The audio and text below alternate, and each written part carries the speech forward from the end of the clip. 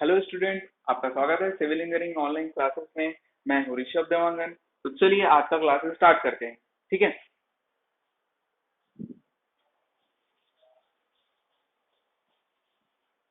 देखो, इससे पहले हम लोग प्रॉपर्टीज ऑफ द सॉइल देख रहे थे।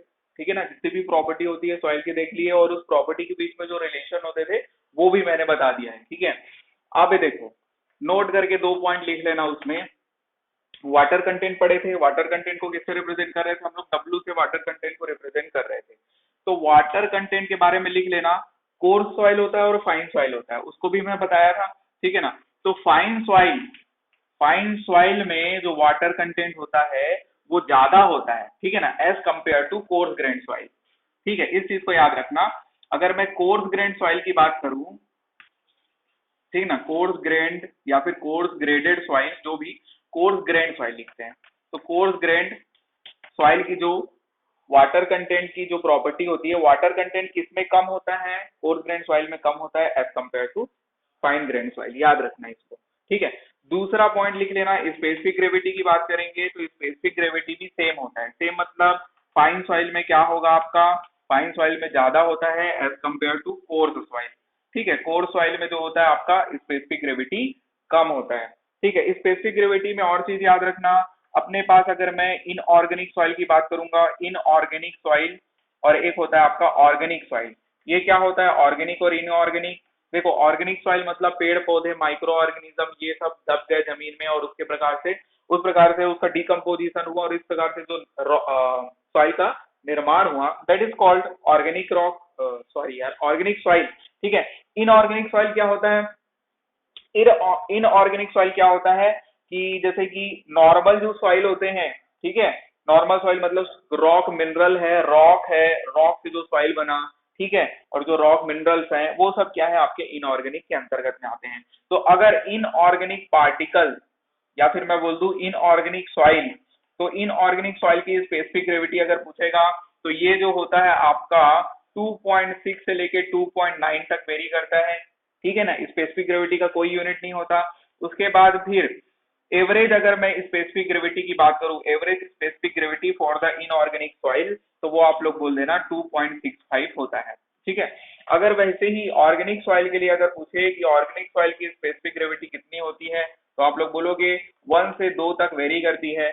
अगर एवरेज स्पेसिफिक ग्रेविटी की अगर बात करें तो 1.2 होती है। ठीक है, इतना आप लोग याद रख लेना कि स्पेसिफिक ग्रेविटी ऑफ सॉइल कितनी होती है, specific gravity of inorganic soil, specific gravity of organic soil. यहां से आपको इतना पता चल गया होगा कि इनऑर्गेनिक सॉइल की स्पेसिफिक ग्रेविटी क्या होती है, ज्यादा होती है as compared to organic soil. ठीक है, तो वैसे ही अगर मैं बोलूं कि किसी भी सॉइल में कोई भी सॉइल है, उस सॉइल में अगर मैं इनऑर्गेनिक पार्टिकल को क्या करूंगा, डालूंगा। इनऑर्गेनिक पार्टिकल इनऑर्गेनिक पार्टिकल को अगर मैं ऐड करूंगा किसमें, अपने सॉइल में, तो इस सॉइल की स्पेसिफिक ग्रेविटी बढ़ेगी। याद रखना, इसको भी लिख लेना। अगर मैं इनऑर्गेनिक पार्टिकल को अपने सॉइल में ऐड करूंगा तो मेरे सॉइल की स्पेसिफिक ग्रेविटी इंक्रीज होगी। और वैसे ही याद रखना कि अगर मैं ऑर्गेनिक पार्टिकल को अपने सॉइल में इंक्लूड करूंगा, ऐड करूंगा, तो मेरे सॉइल की स्पेसिफिक ग्रेविटी क्या होगी, डिक्रीज होगी। ठीक है, आ रहा होगा यहाँ पर समझ में? इनऑर्गेनिक की ज्यादा होती है, ऑर्गेनिक की कम होती है। इनऑर्गेनिक और ऑर्गेनिक पार्टिकल मतलब समझ गए, पेड़ पौधे, माइक्रो ऑर्गेनिज्म, ये सब सॉइल में ऐड होंगे तो उसकी स्पेसिफिक ग्रेविटी कम होगी। ऑर्गेनिक पार्टिकल मतलब कि clay minerals, sorry, rock minerals वगैरह अगर ऐड होंगे तो क्या हो जाएंगे, आपके सॉइल की स्पेसिफिक ग्रेविटी इंक्रीज होगी, है ना। तो ये हो गया आपका। उसके बाद आज हम लोग पढ़ने वाले हैं determination of method of determination of method of determination of water content. Water content देखो, ये सब मैं शॉर्ट फॉर्म में लिख रहा हूँ, डब्ल्यू ये सब हम लोग पढ़ चुके हैं। ठीक है ना, डब्ल्यू से रिप्रेजेंट किसको करते हैं, वाटर कंटेंट को, है ना। तो method of determination of water content अगर बात करेंगे तो एक ट्रिक याद रख लेना, वो क्या है आपका, कॉप्स, COPS। ठीक है, ये चार बेसिकली मेथड होते हैं। ठीक है, यही चार मेन मेथड होते हैं। क्या डिटरमाइन करने के वाटर कंटेंट, तो सी से होता है आपका कैल्शियम कार्बाइड मेथड। ठीक है, कैल्शियम क्या हो जाएगा, कार्बाइड हो जाएगा, कैल्शियम कार्बाइड। ओ से हो जाएगा ओवन ड्राई मेथड। पी से क्या हो जाएगा, पिक्नोमीटर मेथड। और एस से क्या हो जाएगा आपका, सैंड बाथ। ये 4 मेथड है। ठीक है, calcium carbide method, oven dry method, pycnometer method and sand bath method. ठीक है, एक एक करके देखते हैं। लिख लो इसको। अब देखो सबसे पहला हो जाएगा आपका oven dry method. Oven dry method के बारे में पहला पॉइंट लिख लेना, मोस्ट एक्यूरेट मेथड, सबसे ज्यादा एक्यूरेट मेथड है। दूसरा पॉइंट लिखना कि इसमें हम लोग कितने टेम्परेचर में गर्म करते हैं सॉइल को, कितना टेम्परेचर देते हैं, तो 105 से 110 डिग्री सेल्सियस टेम्परेचर देंगे। ठीक है, तो अवन में हम लोग टेम्परेचर कितना रखते हैं, 105 से 110 degree Celsius water content determine करने के लिए। लेकिन अगर सॉइल क्या है, ऑर्गेनिक सॉइल है, अगर ऑर्गेनिक सॉइल है तो टेम्परेचर हम लोग 60 डिग्री सेल्सियस देंगे। और वही सॉइल में अगर जिप्सम प्रेजेंट है, ठीक है ना, सॉइल में अगर क्या है, जिप्सम प्रेजेंट है, gypsum present in soil, if gypsum present in soil, तो हम लोग should not be greater than 80 degree देंगे, मतलब 80 डिग्री से ज्यादा टेम्परेचर नहीं देंगे। ठीक है, इतना हो गया। उसके बाद देखो W1, W2, W3 क्या होता है देखते हैं। ओवन ड्राई मेथड में हम लोग फॉर्मूला देखेंगे वाटर कंटेंट डिटरमाइन करने का, फॉर्मूला मतलब प्रैक्टिकल देखेंगे। तो W1 क्या होता है आपका, W1 एक कंटेनर ले रहे हैं, तो ये कंटेनर का वेट हो गया जिसमें अपने सॉइल सैंपल को रखेंगे, तो कंटेनर का वेट हो गया ये, कंटेनर का वेट। ठीक है, W2 क्या होता है, container, container plus, container plus क्या हो जाएगा, मॉइस्ट सॉइल, मॉइस्ट सॉइल का वेट। मॉइस्ट सॉइल मतलब समझ गए, सॉइल में वाटर है। और उसके बाद फिर ये क्या हो जाएगा, कंटेनर प्लस ड्राई सॉइल। ठीक है, ये हो जाएगा W1, W2, W3। तो बस एक कंटेनर रहेगा, कंटेनर का वेट ले लेना, कंटेनर में मॉइस्ट सॉइल डालना, उसका वेट ले लेना। और उसके बाद फिर W3 क्या है आपका, कंटेनर प्लस ड्राई सॉइल का वेट है। तो इससे हम लोग निकालेंगे कैसे, W मतलब water content is equals to, क्या करेंगे हम लोग, W2 minus W3 divided by में क्या कर देंगे, W3 minus W1 multiplied by 100। तो इससे आपका क्या निकल जाएगा, वाटर कंटेंट निकल जाएगा। नहीं समझ में आया, वाटर कंटेंट क्या होता है, weight of water divided by weight of solid. तो वही तो किया गया है, वही तो किया गया है। वेट ऑफ वाटर कैसे निकलेगा आपको, वेट ऑफ वाटर, इसको इससे माइनस कर दूंगा, इसमें मॉइस्ट सॉइल है मतलब पानी प्रेजेंट है, इसमें से इसको माइनस कर दूंगा तो सिर्फ पानी बचेगा, W2 माइनस W3। वैसे ही अगर मैं इसमें इसको माइनस कर दूं, कंटेनर गायब, तो फिर क्या बच गया, ड्राई सॉइल बच गया, तो वेट ऑफ सॉलिड आ जाएगा, खत्म। ठीक है ना, तो ऐसा करके आप लोग क्या निकाल लोगे, बस इसमें याद रखना है कि सॉइल को ड्राई करने के लिए किसका यूज करते हैं, अवन का यूज करते हैं। टेम्परेचर आपको याद रखना था। ठीक है, जो 105 से 110 डिग्री सेल्सियस है वो नॉर्मली हर सॉइल के लिए होता है, लेकिन उसमें कुछ कंडीशन देखिए, वो कंडीशन से ज्यादा इंपॉर्टेंट क्या है, 105 से 110 degree Celsius. Oven dry method के बाद आते हैं हम लोग पिक्नोमीटर मेथड, पिक्नोमीटर मेथड। देखो थोड़ा सा फास्ट ही पढ़ेंगे, ठीक है, क्योंकि जल्दी से जल्दी पूरे सब्जेक्ट हम लोग कवर कर लें तो मजा आ जाएगा। ठीक है, जो डाउट होता है वो कमेंट में पूछ सकते हो। चलो, तो यहाँ पर से पिक्नोमीटर मेथड की अगर मैं बात करूं, तो पहला पॉइंट याद रखना, पिक्नोमीटर भी कुछ नहीं है, पिक्नोमीटर कैसे टाइप का होता है, कैसे बनाऊं, तो ऐसा ऐसा ऐसा ऐसा ऐसा टाइप का एक पॉट ही रहता है, मतलब एक कंटेनर ही होता है। इस कंटेनर में हम लोग क्या भरते हैं, एक बॉटल होता है, ठीक है, ट्रांसपेरेंट कांच का बॉटल होता है। इस बॉटल में हम लोग क्या करते हैं, अपने सैंपल को पुट करते हैं। ठीक है, तो पिक्नोमीटर कुछ नहीं, जिसकी कैपेसिटी कितनी होती है आपकी, 900 ml की होती है। ठीक है, इतना याद रखना। तो कैपेसिटी याद रख लेना, capacity of pycnometer, capacity of pycnometer कितना होता है, 900 ml। ठीक है। और दूसरा पॉइंट याद रखना, ये ऐसा मेथड है जिससे हम लोग वाटर कंटेंट भी डिटरमाइन कर सकते हैं, इन स्पेसिफिक ग्रेविटी भी। तो पिक्नोमीटर मेथड से, पिक्नोमीटर के हेल्प से, मेथड से नहीं, पिक्नोमीटर के हेल्प से हम लोग वाटर कंटेंट भी डिटरमाइन कर सकते हैं और स्पेसिफिक ग्रेविटी भी डिटरमाइन कर सकते हैं। आगे देखेंगे स्पेसिफिक ग्रेविटी का मेथड, तो वो देखेंगे, है ना। तो अभी हम लोग देख लेते हैं पिक्नोमीटर। ऐसा मैं चार्ट बना देता हूँ। ये एक पिक्नोमीटर हो गया, ये दो पिक्नोमीटर हो गया, ये तीन, और ये क्या हो गया आपका, चार हो गया। ठीक है।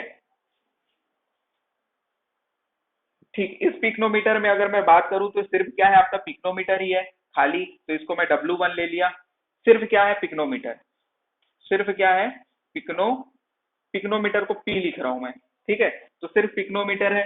इसमें क्या हो गया आपका, P प्लस ड्राई सॉइल है, P प्लस ड्राई सॉइल है। पिक्नोमीटर है, ये क्या है, पिक्नोमीटर, ये इसमें क्या है, पिक्नोमीटर प्लस ड्राई सॉइल आ गया, मतलब कि सॉइल सॉलिड आ गया, सॉइल सॉलिड आ गया। ठीक है। इसमें क्या हो गया, अब पिक्नोमीटर भी है, ड्राई सॉलिड भी है, ठीक है ना, DS मतलब ड्राई सॉलिड लिख दिया, और प्लस क्या है आपका, वाटर भी है। मतलब आपका, इसको सॉलिड ले लेते हैं, ये सॉलिड हो गया, और ये क्या हो गया आपका, वाटर हो गया। और इस वाले पॉट में यानी कि पिक्नोमीटर में क्या किया हम लोग, कि पिक्नोमीटर तो है ही और प्लस सिर्फ वाटर है। ठीक है, ये पूरा किससे भरा हुआ है, पानी से भरा हुआ है, वाटर है। तो अब समझ में आ गया, ये आपका क्या है, W1 है, ये W2 है, ये W3 और ये W4। डायग्राम से समझा दिया। W1 क्या है आपका, वेट ऑफ पिक्नोमीटर, W2 क्या है, weight of pycnometer plus dry solid का वेट है, एंड W3 क्या है आपका, पिक्नोमीटर सॉलिड और प्लस वाटर का वेट है। ठीक है, और W4 क्या हो गया आपका, पिक्नोमीटर प्लस वाटर का वेट हो गया। जल्दी से बना लो, फिर उसके बाद एक फॉर्मूला देख लेंगे। ठीक है, पिक्नोमीटर मेथड के हेल्प से हम लोग वाटर कंटेंट कैसे डिटरमाइन करते हैं। तो यहाँ पर से वाटर कंटेंट डिटरमाइन करने के लिए एक ट्रिक देखना, एक ट्रिक हो जाएगा आपका। देखो, एंटी क्लॉकवाइज डायरेक्शन में, एंटी क्लॉकवाइज डायरेक्शन में 1 2 3 4 लिखो। समझ में आया। एंटी क्लॉकवाइज डायरेक्शन में क्या लिखोगे, 1 2 3 4 लिख लिए। इनके बीच में माइनस लगा देना और डिवाइड कर देना। ठीक है, ये कंफ्यूजिंग है इसलिए ऐसे ही याद रखना, W1 W2 W3 W4 anti clockwise direction में मल्टीप्लाई कर देना G-1 डिवाइडेड बाई G से, और इसको, इस पूरे को किससे माइनस करोगे, इस पूरे को -1 से करना, मतलब -1 करना पूरे में, और उसके बाद फिर मल्टीप्लाइड बाई 100 करना। तो ये आपका फॉर्मूला हो जाएगा। इससे न्यूमेरिकल तो शायद ही पूछे, ठीक है ना, ऑब्जेक्टिव पैटर्न में, और लेकिन फॉर्मूला याद रखना, है ना।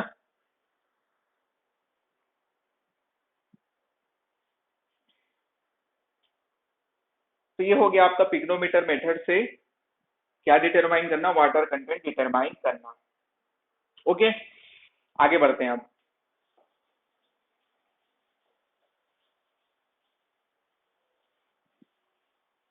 पिग्नोमीटर मेथड हो गया, उसके बाद फिर हम लोग देखते हैं कैल्शियम कार्बाइड मेथड।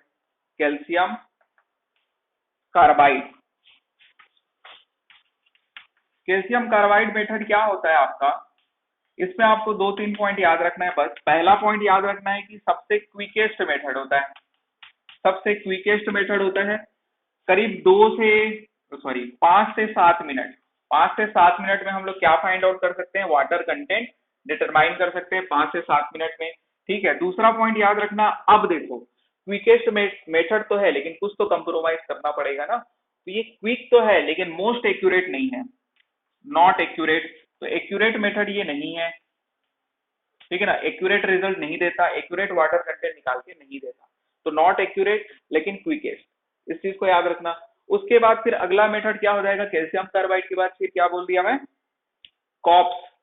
सी से हो गया था कैल्शियम कार्बाइड, ओ से हो गया था अवन ड्राई, पी से हो गया पिक्नोमीटर, और एस से हो जाएगा आपका सैंड बाथ।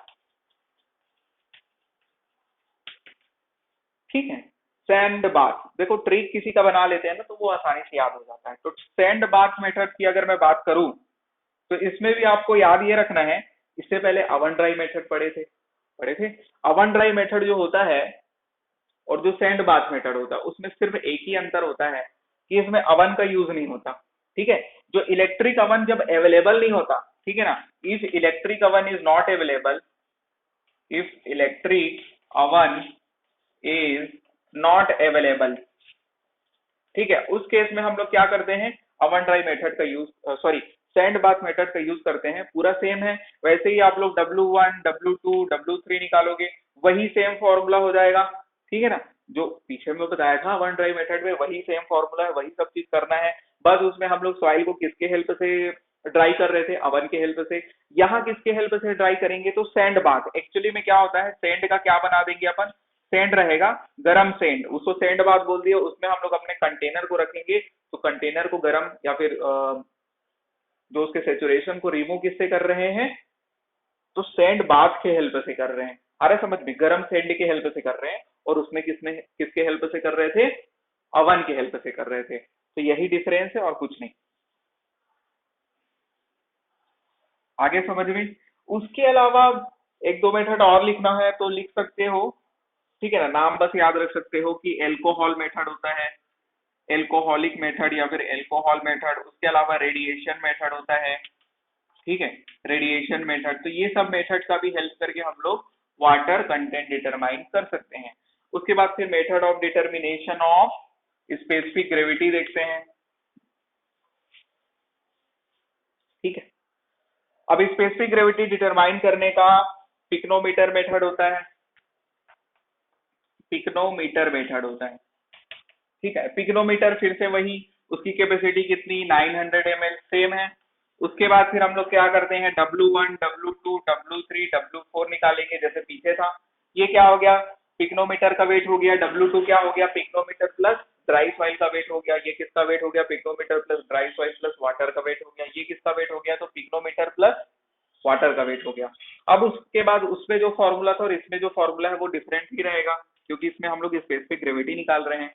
तो स्पेसिफिक ग्रेविटी निकालने का जो फॉर्मूला बन जाता है इसमें, W2 minus W1 divided by में W2 माइनस W1, और इसमें माइनस कर देना आप लोग W3 माइनस W4 को। ठीक है, तो इससे क्या निकल जाएगा, आपका स्पेसिफिक ग्रेविटी निकल जाएगा।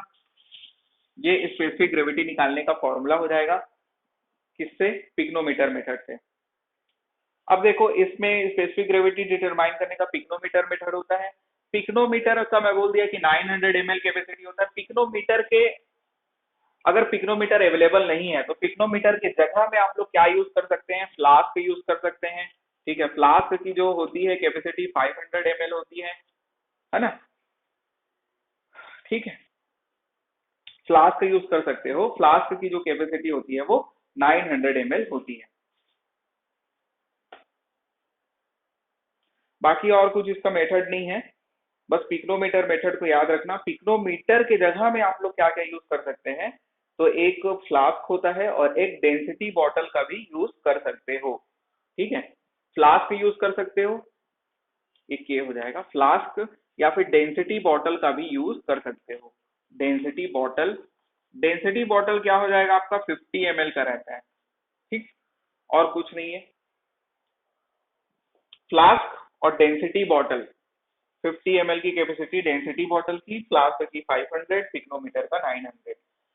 और इसके बाद हम लोग यूनिट वेट डिटरमाइन करते हैं, यूनिट वेट या फिर बल्क यूनिट वेट डिटरमाइन करते हैं। तीन मेथड हो जाएंगे, अगर याद रखना चाहो तो CWS या फिर CSW कैसे भी याद रख सकते हो। C से हो जाएगा आपका कोर कटर, ठीक है ना, कोर कटर मेथड हो जाएगा। W से क्या हो जाएगा, वाटर रिप्लेसमेंट मेथड हो जाएगा, वाटर डिस्प्लेसमेंट, डिस्प्लेसमेंट मेथड। और इससे क्या हो जाएगा, सेंड रिप्लेसमेंट, सेंड रिप्लेसमेंट। ठीक है, तीन मेथड है अपने पास, पहले तो नाम ही याद होना चाहिए। डायरेक्टली पूछ लेता है कि यूनिट वेट डिटरमाइन करने के मेथड इनमें से कौन सा है कौन सा नहीं है, तो आपको याद रहना चाहिए core cutter method, water displacement method and send replacement method. ठीक है, तो हम लोग सबसे पहले कोर कटर मेथड को देख लेते हैं। ठीक है। कोर कटर मेथड को देखते हैं तो अपने पास कोर कटर ऐसा कुछ होता है, ये कोर कटर हो गया आपका, ठीक है। कोर कटर हो गया और एक हैमर होता है,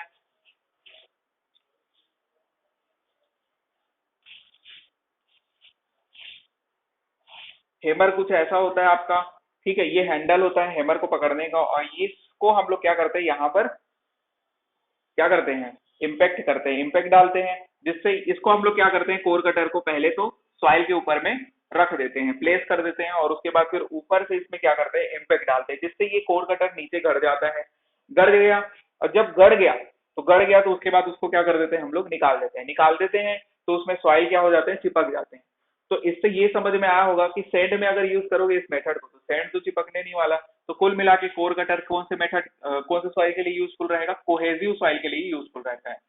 अब ये कोहेजिव क्या होता है, कोहेजिव सॉइल मतलब अभी इतना समझ लो, कोहेजिव सॉइल मतलब होता है ऐसा सॉइल जिसके पार्टिकल क्या होते हैं, फाइन होते हैं, जैसे कि क्ले और सिल्ट जो होते हैं वो कोहेजिव सॉइल है, जबकि सेंड और ग्रेवल और उससे भी बड़े पार्टिकल जो होते हैं वो कौन से प्रकार के सॉइल कहलाते हैं, कोहेजन लेस सॉइल कहलाते हैं। ये कोहेजिव और वो कोहेजन लेस सॉइल कहलाते हैं, ठीक है। तो पहला पॉइंट हम लोग समझ गए कि ये जो मेथड होता है वो कोहेजिव सॉइल के लिए एप्लीकेबल होता है। अब इस प्रोसेस में क्या किए, ये गड़ गया तो सॉइल इसके साथ क्या हो जाएगा, चिपक जाएगा। तो अब जो सॉइल जितना इसके साथ आया है उसका वेट ले लेंगे, ठीक है ना। तो डब्लू कर दिए, तो डब्लू क्या हो गया, सॉइल का वेट हो गया जो कि इस कोर कटर में है। अब उसके बाद फिर उसका वॉल्यूम ले लेंगे, किसका वॉल्यूम, इस कोर कटर का वॉल्यूम ले लेंगे। तो वेट अपॉन वॉल्यूम से क्या निकल जाएगा आपका, यूनिट वेट निकल जाएगा। पीछे पड़े थे यही फॉर्मूला होता है, बल्क यूनिट वेट या फिर unit weight of the soil, weight upon मतलब weight of soil divided by volume, ठीक है। तो वॉल्यूम निकाल लेंगे, इस कोर कटर का डायमेंशन आपको पता होगा, तो डायमेंशन नहीं पता होगा तो वहां नाप के भी आप लोग निकाल सकते हैं। तो कोर कटर का आप लोग वॉल्यूम निकाल लोगे, और ये क्या हो जाएगा आपका, सॉइल का वेट हो जाएगा, जितना सॉइल इसके साथ आया उसको वेट कर लोगे, बस। आगे समझ में, उससे उसकी स्पेस सॉरी उससे उसकी यूनिट वेट आ जाएगी। ये कोर कटर मेथड था, इजी, ठीक है। कोर कटर मेथड के बाद आते हैं सेंड रिप्लेसमेंट मेथड में। सेंड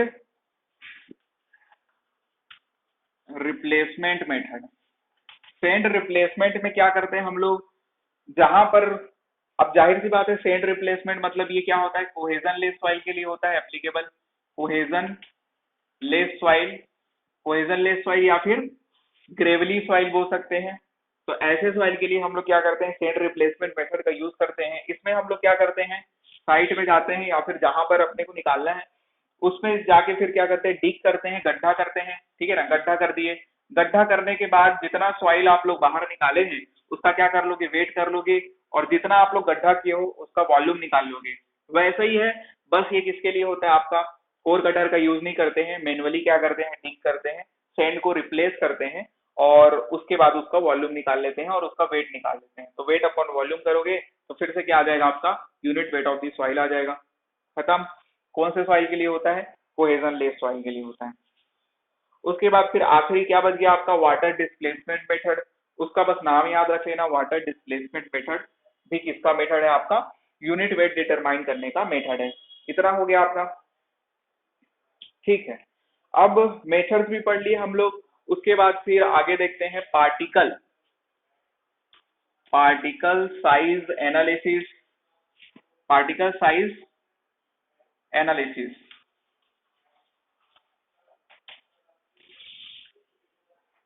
ठीक है। या फिर टॉपिक अगर डालना चाहो तो ग्रेन साइज डिस्ट्रीब्यूशन डाल लो, grain size distribution, grain size distribution, grain size या फिर पार्टिकल साइज डिस्ट्रीब्यूशन, इसमें हो जाएगा ग्रेन साइज एनालिसिस या फिर पार्टिकल साइज एनालिसिस। दो प्रकार से एनालिसिस होता है पार्टिकल का, ठीक है। एक होता है अपने पास सीयू एनालिसिस, एक होता है सीयू एनालिसिस, और उसके अलावा होता है आपका sedimentation analysis, sedimentation analysis. Sedimentation analysis को ही हम लोग वेट मैकेनिकल एनालिसिस भी बोलते हैं, वेट मैकेनिकल एनालिसिस, ठीक है। और ये क्या था आपका, सीयू एनालिसिस था। सीयू एनालिसिस भी आपका दो प्रकार का हो सकता है, एक फाइन सीव, ठीक है ना, और एक क्या होता है, coarse sieve, fine sieve and coarse sieving. Wet mechanical analysis भी दो प्रकार का होता है आपका। वेट मैकेनिकल में आपका पीपेट मेथड होता है, पीपेट, क्या स्पेलिंग होगा, पीपेट मेथड। और उसके अलावा क्या होता है, हाइड्रोमीटर मेथड होता है, हाइड्रोमीटर मेथड होता है। ठीक है, तो ये हो गया आपका वेट मैकेनिकल एनालिसिस का दो मेथड, पीपेट मेथड और हाइड्रोमीटर मेथड। इसका फाइन सीविंग और कोर सीविंग। फाइन सीविंग भी दो प्रकार से हो सकता है, ठीक है, एक वेट और एक ड्राई। तो एक ड्राई सीविंग और एक क्या हो जाएगा आपका फाइन, क्या बोला, वेट, ड्राई और वेट। ओके, अब इसको समझते हैं। पार्टिकल साइज एनालिसिस दो प्रकार से होता है, सीव एनालिसिस, सेडिमेंटेशन एनालिसिस। सीव एनालिसिस कब करते हैं, जब हमारे पास पार्टिकल का साइज 0.075 mm से क्या हो, छोटा हो। जब पार्टिकल का साइज क्या हो, लेस देन 0.075 mm हो, या फिर 75 माइक्रोन भी बोल सकते हैं इसको। इतना तो मैं उम्मीद करता हूँ आपको पता होगा, 1 micron is equal to 1000 mm। तो 75 माइक्रोन से क्या हो अगर छोटा हो पार्टिकल का साइज, तो सीव एनालिसिस करेंगे। और 75 माइक्रोन से क्या हो अगर पार्टिकल का साइज बड़ा हो, तो हम लोग क्या करते हैं, सेडिमेंटेशन एनालिसिस करते हैं। ठीक है, पहला चीज। उसके बाद फिर याद रखना, फाइन सीविंग होता है, कोर सीविंग होता है। फाइन सीविंग में जनरली हम लोग सेंट पार्टिकल का क्या करते हैं, सीविंग करते हैं। और इसमें हम लोग जनरली क्या करते हैं, ग्रेवल पार्टिकल का क्या करेंगे, सीविंग करेंगे। ठीक है, दोनों ही क्या होते हैं, 75 माइक्रोन से बड़े होते हैं। अभी साइज नहीं बताया हूं, अभी बता दूंगा, है ना। अब सेंड का जो सीविंग होता है, इसका दो प्रकार से अपन एनालिसिस कर सकते हैं, ड्राई और वेट, जिसको हम लोग पढ़ेंगे। ठीक है, तो पहला हेडिंग डाल लो, सीव एनालिसिस।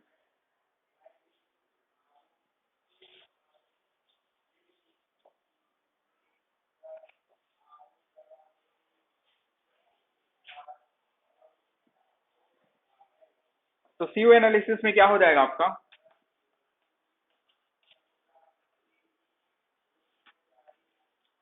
कितना टाइम हो गया पढ़ते, आधा घंटा नहीं हुआ अभी तो। सीव एनालिसिस की बात करते हैं। सीव एनालिसिस में याद रखना,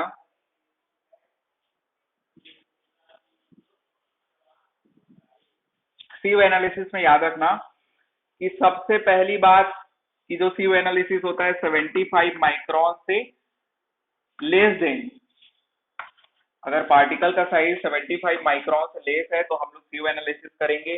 ठीक है, उसके बाद फिर हम लोग क्या करते हैं, सीव एनालिसिस में सबसे पहले कोर्स सीविंग को समझ लेते हैं।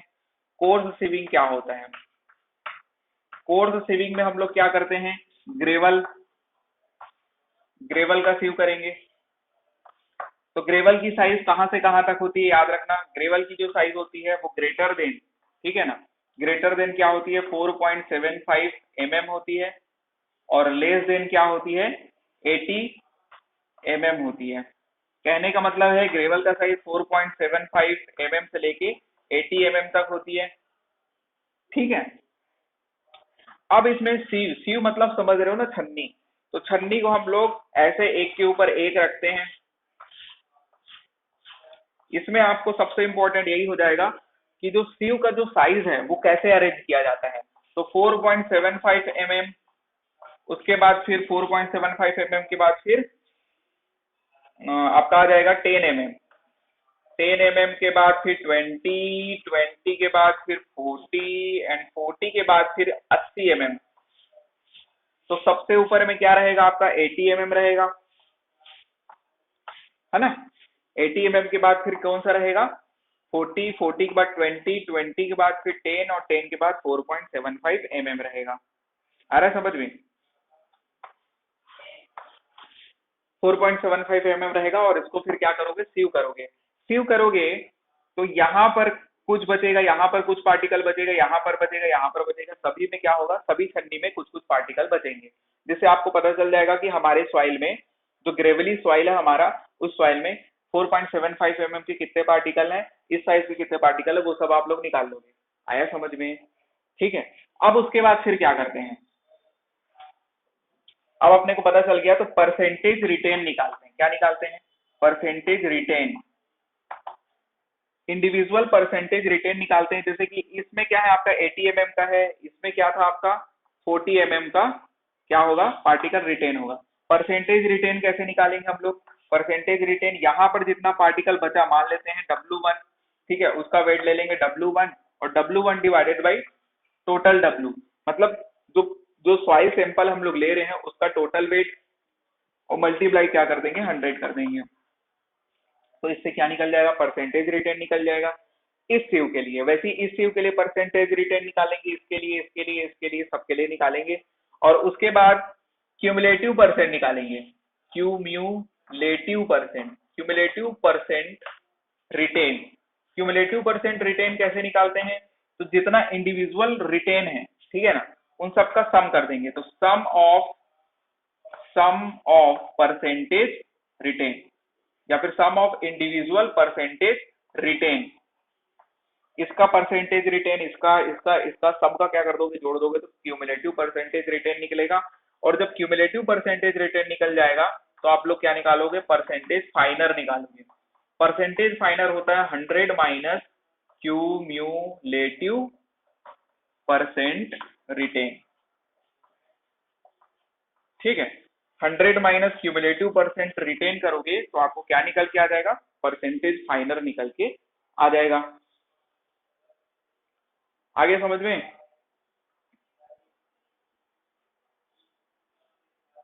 तो अपने सॉइल की जितनी फाइननेस है वो आपको पता चल जाएगी।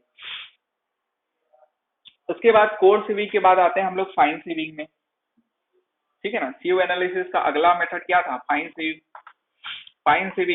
फाइन सीविंग में हम लोग क्या बोले थे कि सैंड पार्टिकल रहेगा। सैंड का साइज जो रहता है आपका किससे बड़ा रहेगा, 75 माइक्रोन मतलब 0.075 mm से बड़ा रहेगा और 4.75 mm से क्या रहेगा, छोटा रहेगा। मतलब पार्टिकल का साइज कहाँ से 75 माइक्रोन से लेके कहाँ तक वेरी कर रहे हैं, 4.75 mm तक वेरी करेगा, ठीक है। इसमें भी सेम हो जाएगा, क्यूमुलेटिव परसेंटेज रिटेन वो सब वैसे निकालेंगे। और इसमें आपको सीव की साइज याद रखनी है, तो सबसे पहले 75 माइक्रोन का सीव होगा, उसके बाद फिर क्या हो जाएगा, नीचे से ऊपर की ओर देख रहे हैं, 75 माइक्रोन के बाद फिर 150 के बाद 212 के बाद 300 के बाद फिर 425 के बाद 600 माइक्रोन, उसके बाद फिर 1 mm के बाद 2 mm के बाद फिर 4.75 mm का सीव रखेंगे। तो सबसे ऊपर में 4.75 mm का रखेंगे, सबसे नीचे में 75 माइक्रोन का रखेंगे। वैसे ही क्या करेंगे, उसको सेक करेंगे, सीव को क्या करेंगे, सेक करेंगे, या तो हैंड से या फिर मशीन से, ठीक है। सेक करने के बाद फिर क्या होगा, हर एक सीव में आपको परसेंटेज रिटेन निकलेगा और परसेंटेज रिटेन निकलने के बाद सभी को जोड़ दोगे तो क्यूमुलेटिव परसेंटेज रिटेन निकलेगा, उसको 100 से माइनस कर दोगे तो परसेंटेज फाइनर निकल के आ जाएगा। तो ये जो प्रोसेस किए इन्हीं को क्या बोलते हैं हम लोग, ड्राई सीविंग बोलते हैं, ठीक है ना। फाइन सीविंग दो प्रकार के होता है ना, एक ड्राई होता था और एक वेट होता था। तो ये जो नॉर्मल प्रोसेस है उसको ड्राई सीविंग बोलते हैं, ठीक है। तो हम लोग को ये पता करना है कि ड्राई सीविंग कब करेंगे, वेट सीविंग कब करेंगे सैंड में। तो सैंड में हम लोग ड्राई सीविंग कब करते हैं, सैंड में ड्राई सीविंग तब करते हैं जब अपने पास फाइन्स कम हो। ये फाइन्स मतलब क्या होता है, जैसे कि आपके जो सैंड है, सैंड में अगर जो फाइनर पार्टिकल प्रेजेंट है, मतलब क्ले के पार्टिकल अगर प्रेजेंट है तो वो क्या हो जाएंगे, सैंड के जो पार्टिकल है उसमें चिपक जाएंगे। तो फाइन्स अगर कम है तो हम लोग ड्राई सीविंग ही कर देते हैं, जिससे नॉर्मली जो क्ले पार्टिकल यानी सैंड से जो छोटे पार्टिकल सिल्ट और क्ले होते हैं वो निकल जाते हैं। लेकिन फाइन्स अगर सैंड में ज्यादा मात्रा में होते हैं, मतलब सिल्ट और क्ले के पार्टिकल सैंड में ज्यादा मात्रा में होते हैं, तो उस केस में हम लोग पहले ड्राई सीविंग करते हैं। और ड्राई सीविंग जब पूरा परफॉर्म कर लेते हैं उसके बाद फिर क्या करते हैं, 2 ग्राम सोडियम हेक्सामेटा फॉस्फेट लेते हैं। क्या लेते हैं, 2 gram sodium hexametaphosphate, sodium hexametaphosphate लेते हैं। और इसको फिर क्या करते हैं हम लोग, 1 लीटर पानी के साथ मिलाते हैं। 2 ग्राम सोडियम हेक्सामेटा फॉस्फेट को 1 लीटर पानी के साथ मिलाते हैं और इस पानी से फिर क्या कर देते हैं, इस पानी से, इस सॉल्यूशन से जो ड्राई सीविंग किए हैं उस पार्टिकल को वॉश कर देते हैं, धो देते हैं। आगे समझ में, इससे उसको धो देते हैं। अब धो देंगे तो सैंड का पार्टिकल बच जाएगा और जो सेंट से छोटे पार्टिकल है क्ले सिल्ट, वो धुल के क्या हो जाएंगे, निकल जाएंगे। इस प्रकार से अपने को सिर्फ क्या बच जाएगा, सैंड बच जाएगा। आया समझ में? और सैंड के पार्टिकल यहाँ से यहाँ तक वेरी करते हैं, ठीक, बता चुका हूँ। आगे समझ में और कुछ नहीं था।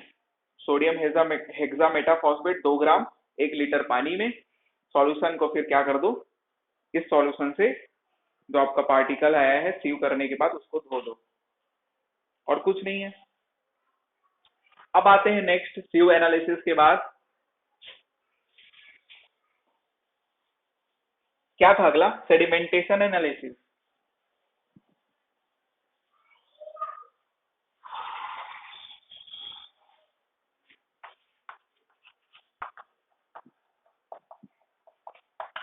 इसी को हम लोग वेट मैकेनिकल एनालिसिस भी बोल रहे थे। तो पहले सेडिमेंटेशन एनालिसिस जो होता है आपका, पार्टिकल का साइज ग्रेटर देन 75 माइक्रोन हो गया तो हम लोग कौन सा मेथड यूज करते हैं, सेडिमेंटेशन एनालिसिस। दूसरा पॉइंट याद रखना, स्टोक्स लॉ।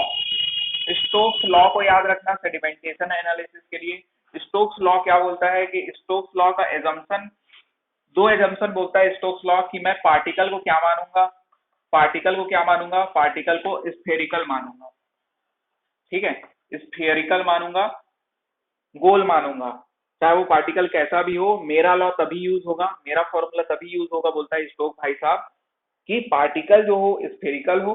दूसरा क्या बोलता है, दूसरा ये बोलता है कि मीडियम क्या हो, इनफाइनाइट हो, मीडियम क्या हो, इनफाइनाइट हो, ठीक है, इनफाइनाइट। अब ये मीडियम इनफाइनाइट का मतलब समझ में आता है कि नहीं? मीडियम इनफाइनाइट मतलब ये क्या हो गया, आपका सॉइल हो गया, ठीक है ना, ये क्या हो गया, ग्राउंड में सॉइल हो गया, और ये जो मीडियम है नीचे का वो क्या है, इनफाइनाइट है, इसका कोई अंत नहीं है, वो ये मान के चलते, ठीक है। आगे समझ में, मीडियम इनफाइनाइट का मतलब, तो ये दो अजम्पशन को याद रखना। उसके बाद स्टोक्स लॉ को याद रख लेना। Stokes law is equal to होता है G-1 gamma W divided by 18 nu. एक मिनट, G-1 gamma W D square होता है शायद, D स्क्वायर, ठीक है, गामा W D स्क्वायर। तो G आप लोग जान रहे हो स्पेसिफिक ग्रेविटी, गामा W जान रहे हो यूनिट वेट ऑफ वाटर। ये जो म्यू है आपका डायनेमिक विस्कोसिटी होता है, डायनेमिक विस्कोसिटी, इसको अभी नहीं बताऊंगा मैं डायनेमिक विस्कोसिटी क्या होता है। तो ये फ्लूइड मैकेनिक्स का चीज है। और उसके बाद डी जो होता है आपका पार्टिकल साइज होता है, ठीक है ना, पार्टिकल का साइज, साइज ऑफ पार्टिकल, खत्म।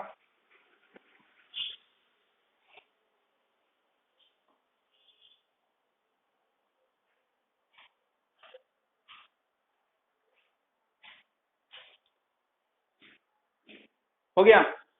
तो इतना करने के बाद उसके आगे याद रखना कि जो ये स्टोक्स लॉ है, ये पार्टिकल का साइज दिख रहा है, तो कितने पार्टिकल के साइज के लिए स्टोक्स लॉ जो रहता है यूजफुल रहता है। तो पार्टिकल का साइज होना चाहिए स्टोक्स लॉ के लिए, कहां से कहां तक वेरी करेगा, तो 0.2 माइक्रोन से लेके 0.2 mm तक के पार्टिकल का साइज रहेगा, ठीक है ना। पार्टिकल का साइज कितना होना चाहिए, 0.2 माइक्रोन से लेके 0.2 mm तक होना चाहिए, तभी तक के लिए ये फॉर्मूला क्या है, यूजफुल है, ठीक है। तो एक तो ये हो गया स्फेरिकल, दूसरा इनफाइनाइट, और तीसरा ये याद रखना क्या हो जाएगा, 0.2 माइक्रोन से 0.2 mm, ये बहुत इंपॉर्टेंट है ना। Stokes law, the particle size varies between this to this for Stokes law, ठीक है। तो अब आगे देखते हैं, अगर अगर पार्टिकल का साइज क्या हो गया, लेस देन 0.2 माइक्रोन हो गया, ठीक है, लेस देन 0.2 माइक्रोन हो गया, तो ब्राउनियर मोशन स्टार्ट हो जाएगा। ब्राउनियर की स्पेलिंग, ब्राउनियर मोशन स्टार्ट हो जाएगा। ब्राउनियर मोशन मतलब समझ रहे हो, ब्राउनियर मोशन ये मतलब ये होता है कि जो पार्टिकल है वो सेटल नहीं होगा। जैसे कि पानी में मैं क्या डाल दिया, पार्टिकल को डाल दिया जिसका साइज क्या है 0.2 माइक्रोन से भी छोटा है, तो वो पार्टिकल सेट ही नहीं होंगे, ठीक है, वो क्या होंगे, पानी में तैरते रहेंगे, तैरते रहेंगे, वो बैठेंगे नहीं पानी में, दैट इज द ब्राउनियर मोशन। तो ब्राउनियर मोशन स्टार्ट हो जाएगा। तो इसलिए क्या बोलता है कि मेरा जो फॉर्मूला है, मेरा जो लॉ है, वो 0.2 माइक्रोन से छोटे के लिए एप्लीकेबल नहीं है। और एक चीज और याद रखना, तो इसके लिए अगर 0.2 माइक्रोन से छोटा पार्टिकल है, ठीक है, तो उसके लिए हम लोग क्या करते हैं, स्पेशल टेक्निक यूज करते हैं, स्पेशल टेक्निक्स यूज करते हैं। और वो स्पेशल टेक्निक्स क्या है, इलेक्ट्रॉन माइक्रोस्कोपी, ठीक है, इलेक्ट्रॉन माइक्रोस्कोपी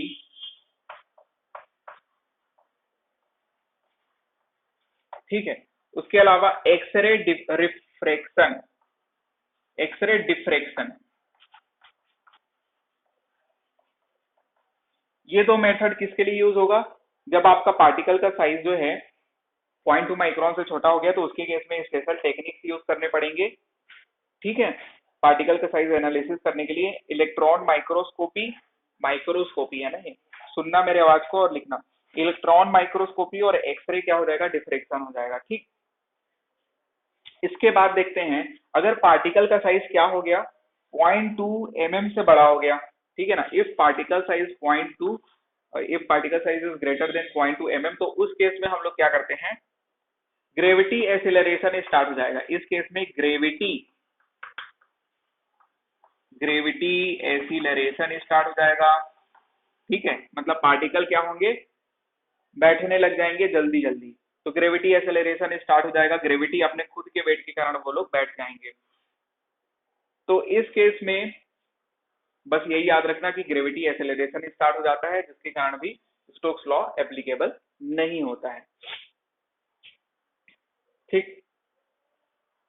इसके बाद फिर देखते हैं सेडिमेंटेशन एनालिसिस में बेसिकली दो मेथड हम लोग देखे थे, हाइड्रोमीटर मेथड और पीपेट मेथड। ठीक है, तो पहला पीपेट मेथड देख लेते हैं। पीपेट मेथड की अगर मैं बात करूं, पीपेट की स्पेलिंग क्या होगा, PIPPET, ठीक है ना, पीपेट ब्यूरेट वाला पीपेट है। पीपेट तो आप लोग देखे होंगे लैब वगैरह में, ऐसा टाइप का क्या होता है आपका पीपेट होता है। ठीक है, ये पीपेट हो गया आपका, और इस पीपेट की जो कैपेसिटी होती है वो कितनी होती है, 10 ml की होती है। कुछ नहीं याद रखना है, बस पीपेट मेथड किसका मेथड है, तो सेडिमेंटेशन एनालिसिस का मेथड है। ठीक है, इसका फॉर्मूला भी नहीं बताऊंगा, कोई मतलब नहीं है, सीधा आपको याद क्या रखना है, कंपैरिजन करके याद रखना है। पीपेट मेथड हो गया, और क्या हो गया आपका, हाइड्रोमीटर मेथड हो गया। हाइड्रोमीटर मेथड और पीपेट मेथड दोनों क्या होते हैं, आइडेंटिकल होते हैं। मतलब ये है कि ये दोनों सेम मेथड ही हैं, सेम मेथड ही होते हैं, एक ही जैसे होते हैं, बस ओनली डिफरेंस क्या होता है, मेथड ऑफ टेकिंग ऑब्जर्वेशन। ठीक है, only difference between hydrometer method and pipette method is method of taking, method of taking observation. ठीक है, method of taking observation is different in both. ठीक है ना, डिफरेंट डिफरेंट इन बोथ। ठीक है, ये चीज याद रखना है। तो कैसे, इसमें हम लोग नीचे से ऊपर की ओर रीडिंग लेते हैं, रीडिंग कैसे लेंगे, ऊपर से नीचे की ओर, जबकि इसमें रीडिंग कैसे लेते हैं हम लोग, ऊपर से नीचे की ओर लेते हैं। इसमें ऊपर से नीचे की ओर उल्टा रीडिंग लेते हैं, और इसमें हम लोग नीचे से ऊपर की ओर रीडिंग लेते हैं। इसमें नॉर्मल रीडिंग लेते हैं, जैसे लेते हैं वैसे ही नॉर्मल, और इसमें क्या करते हैं हम लोग, ऊपर से नीचे की ओर रीडिंग लेते हैं। ठीक है, इस चीज को याद रखना। तो पीपेट और हाइड्रोमीटर मेथड में सिर्फ एक यही अंतर होता है, उसके अलावा फिर पीपेट के बारे में और जानने की जरूरत नहीं है। हाइड्रोमीटर के बारे में जानना कि हाइड्रोमीटर मेथड में क्या होता है, तीन प्रकार के करेक्शन देखने को मिलेंगे अपने को, तीन करेक्शन देखने को मिलेंगे जो इंपॉर्टेंट हो जाएंगे। ये तीन करेक्शन कौन कौन से हैं, तो पहला जो हो जाएगा आपका मेनिस्कस करेक्शन, मेनिस्कस करेक्शन,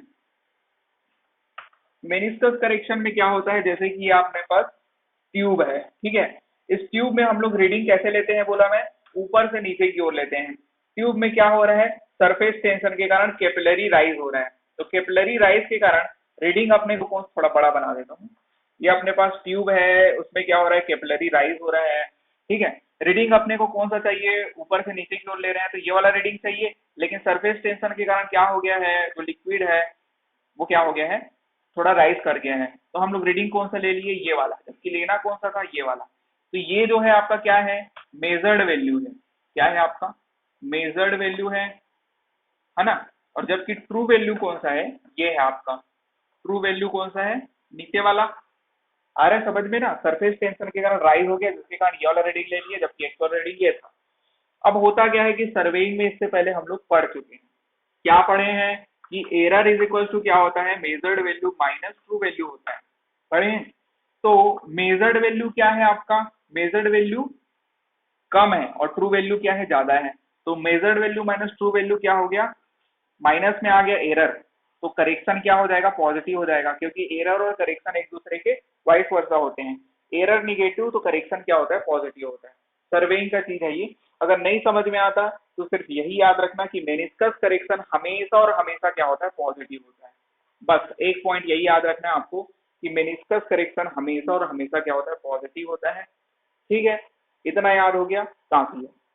ये अगर समझ में आता है तो हमेशा याद रहेगा, और नहीं समझ में आता तो रटना पड़ेगा। ठीक, तो उसके बाद फिर मेनिस्कस करेक्शन के बाद दूसरा देखते हैं, dispersing agent correction. Dispersing agent correction, ये करेक्शन हमेशा और हमेशा क्या होता है आपका, निगेटिव होता है। ठीक है, ये पॉजिटिव ये निगेटिव होता है। उसके बाद फिर तीसरा आ जाएगा आपका टेम्परेचर करेक्शन। तो टेम्परेचर करेक्शन की अगर मैं बात करूं तो टेम्परेचर करेक्शन पॉजिटिव भी होता है, निगेटिव भी होता है। एक्चुअली में जो हाइड्रोमीटर जो होता है अपने पास, हाइड्रोमीटर को हम लोग हाइड्रोमीटर को 27 डिग्री सेल्सियस के लिए हम लोग क्या करते हैं, कैलिब्रेट करते हैं। ठीक है ना, कैलिब्रेट कितने डिग्री सेल्सियस के लिए करके रखे रहते हैं, 27 डिग्री सेल्सियस के लिए कैलिब्रेट करके रखे रहते हैं। लेकिन जब हम लोग हाइड्रोमीटर के हेल्प से एनालिसिस कर रहे हैं और वहां का टेम्परेचर अगर क्या हो गया, ग्रेटर देन 27 डिग्री सेल्सियस हो गया, तो उस केस में करेक्शन भी क्या होगा, पॉजिटिव होगा। लेकिन हम लोग जब हाइड्रोमीटर से एनालिसिस कर रहे हैं और वहां उस प्लेस का टेम्परेचर अगर निगेटिव मतलब कि 27 डिग्री सेल्सियस से कम है, तो उस केस में हमको निगेटिव करेक्शन देखने को मिलता है। तो कुल मिला के टेम्परेचर करेक्शन पॉजिटिव भी हो सकता है, निगेटिव भी हो सकता है। ठीक है, ये हमेशा निगेटिव ये हमेशा पॉजिटिव होता है, यही आपको पूछता है। और ठीक है, तो ये हो गया आपका हाइड्रोमीटर मेथड। इसके बाद फिर देखते हैं पार्टिकल साइज एनालिसिस में ग्रेन साइज डिस्ट्रीब्यूशन कर्व देखते हैं। ठीक है, जल्दी से इसको देख लेते हैं, grain size distribution curve. Grain size या फिर पार्टिकल साइज डिस्ट्रीब्यूशन कर्व देख लेते हैं, लास्ट टॉपिक हो जाएगा आपका आज का। तो इसमें हमारे पास क्या होगा, इस तरफ जो रहेगा आपका परसेंटेज फाइनर रहेगा। परसेंटेज फाइनर निकाल के बताया कैसे निकालते हैं, यहाँ पर पार्टिकल का साइज रहेगा। ठीक है, तो इन दोनों के बीच में ग्राफ बनेगा। तो ग्राफ अगर इंक्लाइंड रहेगा, ग्राफ अगर इंक्लाइंड रहेगा ऐसा या फिर थोड़ा सा ऐसा भी हो सकता है कर्व शेप में, तो ये क्या होते हैं, ये क्या होते हैं आपके, ये किसको इंडिकेट करते हैं, वेल ग्रेडेड सॉइल को इंडिकेट करते हैं। वेल ग्रेडेड सॉइल क्या होता है वो भी बता चुका हूँ, वेल ग्रेडेड सॉइल को इंडिकेट करते हैं। तो पार्टिकल साइज डिस्ट्रीब्यूशन कर्व से आपको ये पता चलता है कि कौन सा सॉइल वेल ग्रेडेड है, कौन सा soil poorly. Poorly graded generally क्या रहेगा आपका, ऐसा स्टीप स्लोप रहेगा। तो ये क्या है आपका, जेंटल स्लोप बोल लो या फिर इंक्लाइन स्लोप। अगर इंक्लाइन स्लोप आपको या फिर जेंटल स्लोप अगर आपको देखने को मिला, तो वो सॉइल कैसा है आपका, वेल ग्रेडेड सॉइल है। अगर एकदम स्टीप स्लोप या फिर ऐसा टाइप का कुछ भी, ठीक है ना, थोड़ा सा कर्व भी हो सकता है, तो अगर आपको स्टीप स्लोप देखने को मिला, तो स्टीप स्लोप देखने को मिला तो वो कैसा सॉइल है आपका, पुअरली ग्रेडेड सॉइल है। पुअरली ग्रेडेड या फिर यूनिफॉर्मली ग्रेडेड भी बोलते हैं उसको। और अगर आपको जो कर्व है आपको ऐसा थोड़ा हॉरिजॉन्टल टाइप का देखने को मिला, यहाँ पर देखो हॉरिजॉन्टल है, तो वो गेप ग्रेडेड सॉइल है। गेप ग्रेडेड सॉइल है। अब ये गेप ग्रेडेड सॉइल क्या होता है इसको मैं बताता हूँ। देखो गेप ग्रेडेड सॉइल क्या होता है, जैसे कि हम लोग देखे कि हम लोग फ्यू देख रहे थे, और फ्यू में क्या होते हैं, डिफरेंट डिफरेंट साइज के पार्टिकल। जैसे कि हम लोग ग्रेवल देखते हैं, तो ग्रेवल का मैं बताया था कि उसका 4.75 mm से लेके 80 mm तक क्या होता है आपका, ठीक है ना, 80 mm से लेके 4.75 mm तक क्या होता है, पार्टिकल के साइज होते हैं। तो इसमें 80 था, 80 के नीचे में 40 था, 20 था, 10 था। ठीक है, ऐसे साइज के पार्टिकल थे। लेकिन कोई सा एक साइज का पार्टिकल अगर मिसिंग हो गया, मान लो 20 मिसिंग है, कोई सा भी एक साइज का पार्टिकल या फिर एक से ज्यादा साइज का पार्टिकल अगर उस सॉइल से मिसिंग है, ये क्या है आपका, ग्रेवली सॉइल है। तो ग्रेवली सॉइल से अगर किसी साइज का पार्टिकल मिसिंग है, तो ऐसे सॉइल को मैं क्या बोल दूंगा, गेप ग्रेडेड सॉइल बोल दूंगा। मतलब उससे क्या हो गया है, उस सॉइल से क्या हो गया है, एक जो सेगमेंट था, मतलब एक पार्टिकल का साइज था, वो क्या हो गया आपका, मिसिंग हो गया। मतलब एक सीयू क्या रहेगा, पूरा का पूरा खाली रहेगा। आ रहा समझ में, 20 मिसिंग है तो 20 mm सीयू क्या रहेगा, पूरा पूरा खाली रहेगा। उससे सॉइल नीचे रहेगा, उससे सॉइल ऊपर रहेगा। आगे समझ में, उसको गेप ग्रेडेड सॉइल बोलते हैं। तो ये हॉरिजॉन्टल इंडिकेट वही करता है कि वो सॉइल क्या है, गेप ग्रेडेड सॉइल है। ठीक है, तो इसी के अंतर्गत में दो दो सब टॉपिक डाल लेना। सब हेडिंग में सबसे पहले हो जाएगा आपका कोएफिशिएंट ऑफ कर्वेचर हो जाएगा, ठीक है ना। कोएफिशिएंट ऑफ कर्वेचर जिसको हम लोग सी यू से रिप्रेजेंट करते हैं, बहुत इंपॉर्टेंट है। कोएफिशिएंट ऑफ कर्वेचर का फॉर्मूला जो होता है आपका D60 डिवाइडेड बाई D10 होता है, ये एक फॉर्मूला याद रखना। उसके बाद कोएफिशिएंट ऑफ यूनिफॉर्मिटी, अरे सॉरी यूनिफॉर्मिटी लिखो इसको, कर्वेचर मत करो, कोएफिशिएंट ऑफ यूनिफॉर्मिटी, यूनिफॉर्मिटी, ठीक है ना। इसको CU से रिप्रेजेंट करते हैं, CU is equal to D60 by D10। CU की वैल्यू अगर 1 है तो वो किसको इंडिकेट कर रही है, पुअरली ग्रेडेड सॉइल को इंडिकेट कर रही है, पुअरली ग्रेडेड सॉइल को, या फिर इसी को हम लोग क्या बोलते हैं, यूनिफॉर्मली ग्रेडेड भी बोलते हैं, है ना, यूनिफॉर्मली ग्रेडेड भी बोलते हैं। अगर CU की वैल्यू ग्रेटर देन 1 है तो वो वेल ग्रेडेड सॉइल है, कैसा है, वेल ग्रेडेड सॉइल है। अगर CU की वैल्यू ग्रेटर देन 6 है तो वो क्या है, आपका वेल ग्रेडेड सैंड है, क्या है, वेल ग्रेडेड, WG लिख रहा हूं वेल ग्रेडेड को, WG यानी वेल ग्रेडेड क्या है आपका, सैंड है। अगर CU की वैल्यू क्या हो गया, ग्रेटर देन 4 है तो वो क्या है आपका, वेल ग्रेडेड ग्रेवल है, क्या है, वेल ग्रेडेड ग्रेवल। इतना याद रखना आप लोग, ठीक है। CU की वैल्यू ग्रेटर देन 6 है तो वेल ग्रेडेड सैंड है, CU की वैल्यू ग्रेटर देन 4 है तो वेल ग्रेडेड ग्रेवल है। CU की वैल्यू 1 होने पे वो पुअरली ग्रेडेड सॉइल को इंडिकेट करता है या फिर यूनिफॉर्मली ग्रेडेड सॉइल को इंडिकेट करता है, और अगर CU की वैल्यू ग्रेटर देन 1 है तो वो वेल ग्रेडेड सॉइल को इंडिकेट करता है, या फिर इसी को हम लोग क्या बोलते हैं, नॉन यूनिफॉर्मली ग्रेडेड सॉइल भी बोलते हैं, ठीक है। इसके बाद देखते हैं दूसरा, कोएफिशिएंट ऑफ क्या देख लेंगे, कर्वेचर देख लेंगे, क्या देख लेंगे, कर्वेचर देख लेंगे। इसको हम लोग किससे रिप्रेजेंट करते हैं, CC से रिप्रेजेंट करते हैं, ठीक है। और ये CC की जो वैल्यू होती है, CC की वैल्यू जो होती है D30 का स्क्वायर डिवाइडेड बाई में D60 इंटू D10 होता है समझ में। D30 का square divided by D60 into D10 होता है। और अगर CU की वैल्यू, ठीक है ना, CU की वैल्यू 1 से 3 के बीच में है, ठीक है ना, 1 से 3 के बीच में है तो उसको हम लोग क्या बोलते हैं, वेल ग्रेडेड सॉइल बोलते हैं, क्या बोलते हैं, वेल ग्रेडेड सॉइल बोलेंगे, वेल ग्रेडेड सॉइल, या फिर उसी को हम लोग क्या बोलते हैं, नॉन यूनिफॉर्मली ग्रेडेड सॉइल भी बोलते हैं। और अगर CC मतलब कोएफिशिएंट ऑफ कर्वेचर की वैल्यू 1 से कम और 3 से ज्यादा है तो उसको हम लोग क्या बोलते हैं, गेप ग्रेडेड सॉइल बोलते हैं, उस चीज को याद रखना, ठीक है। 1 मिनट आ रहा हूं।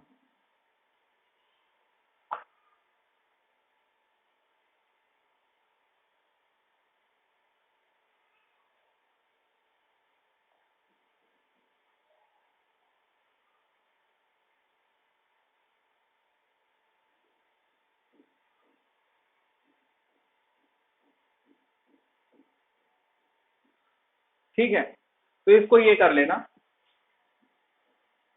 तो 1 से 3 के बीच में है, 1 से 3 के बीच में अगर coefficient of curvature, coefficient of curvature, तो उसको हम लोग क्या बोलते हैं, वेल ग्रेडेड सॉइल बोलते हैं। लेकिन अगर कोएफिशिएंट ऑफ कर्वेचर की वैल्यू क्या है, 1 या फिर 1 से क्या है, छोटी है, 1 या फिर 1 से छोटी है, या फिर 3 या फिर 3 से बड़ी है, तो उसको हम लोग क्या बोलते हैं, इसको कैसे लिखा जाए, अगर इसकी वैल्यू ग्रेटर देन क्या है या फिर क्या है, इसको लेस देन करो और इसको ग्रेटर देन करो, तो ये इस केस में क्या कहलाता है, गेप ग्रेडेड सॉइल कहलाता है, क्या कहलाता है, गेप ग्रेडेड सॉइल कहलाता है। इस चीज को याद रखना, 1 से 3 के बीच में तो वेल ग्रेडेड, और अदरवाइज वो किसको शो कर रहा है कि वो सॉइल क्या है, गेप ग्रेडेड सॉइल है।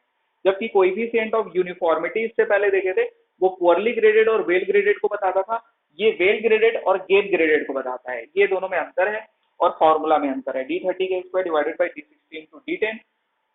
तो आज की क्लास यहीं तक रहेगी, कल इससे नेक्स्ट आगे पढ़ेंगे, ठीक है। उम्मीद कर रहा हूँ कि आपको पढ़ने में अच्छा लग रहा होगा, थोड़ा फास्ट है, ठीक है, लेकिन बता मैं सब चीज रहा हूँ, ठीक है, कुछ चीज मैं छोड़ूंगा नहीं, ठीक। और जो इम्पोर्टेंट रहेगा उसको मैं बता दूंगा कि ये पार्ट आपको पढ़ना ही है करके, जैसे कि ये पार्ट आपको पढ़ना ही है, बहुत इंपॉर्टेंट टॉपिक है ये, coefficient of uniformity, coefficient of curvature. इस ग्राफ से भी पूछ लेता है कि अगर हॉरिजॉन्टल रिप्रेजेंटेशन है तो वो गैप ग्रेडेड है, वर्टिकल है तो क्या, इंक्लाइंड है तो क्या। ठीक है, पढ़ाऊंगा सब, लेकिन मैं इंडिकेट कर दूंगा कि ये वाला टॉपिक बहुत इंपॉर्टेंट है करके। ठीक, तो आज की क्लास इतना ही करते हैं, मिलते हैं कल। बने रहने के लिए धन्यवाद।